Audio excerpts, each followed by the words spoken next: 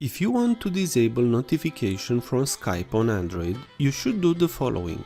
On the Skype app, tap the profile icon or the image from the top.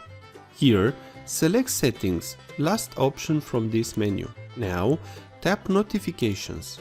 Here, you can easily disable specific notifications like reactions, new message, and other by switching off these options. You can easily disable all notification on Skype by switching off chat notification.